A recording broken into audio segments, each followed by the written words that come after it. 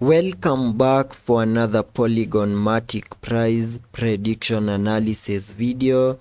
and in this video I will be sharing my long-term Elliot wave analysis that I'm expecting to play out in the bull market, and also give you my short-term price action that I'm expecting to play out for the next coming hours. And starting my video here on the daily chart by first giving you my long-term Elliot wave analysis. You can see that Matic back in 2020 gave us these lows before we saw that impulsive move taking us to all-time highs above the $2.9 in a move that I'm terming as the formation of these larger Elliott wave count 1. And after seeing the formation of that first wave, we started a bit of a pullback in the formation of a larger Elliott wave count 2 in a move that gave us a pullback into the minimum target area for the second wave, highlighted on the charts using this red target area, which is an area that I came up with using the Fibonacci's, connecting the Fibonacci's from the low of the first wave to the high of that wave 1, giving me a minimum pullback target area between the Fib level 0.5 and the Fib level 0.88, which is an area that we have now fully maximized, and there are high chances that Matic has now bottomed out in the formation of this wave 2, and in the next coming days or maybe months we are going to see a reaction of these start to break above significant areas of resistances and start another impulsive move to the upside in the formation of these larger Elliott wave count 3, and this is what I'm expecting to play out once the bull market is here. And the minimum target areas for the third wave can be given using the trend-based Fibonacci, connecting it from the low of the first wave to the high of that wave 1, then dragging the fibs to the low of the second wave, giving me a minimum target area for the third wave above the fib level 1.618, and that is above the $5, which is the minimum that we can expect that wave 3 to the upside to do.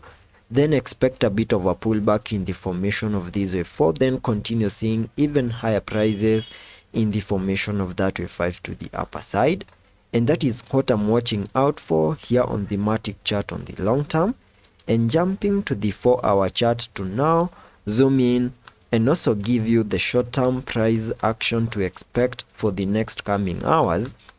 Here on the phantom on the Matic chart, you can see that we are slightly holding above a significant area of support above the 0.785, which is acting as support. And as long as Matic continues to hold above this key area of support, there are high chances that in the next coming hours we are going to see another bounce to the upside to the next key area of resistance at the $0.867, and a break above that with a retest. We can easily see Matic get above the $0.9 in the next coming hours, and I think this movement is wholly dependent on what Bitcoin continues to do.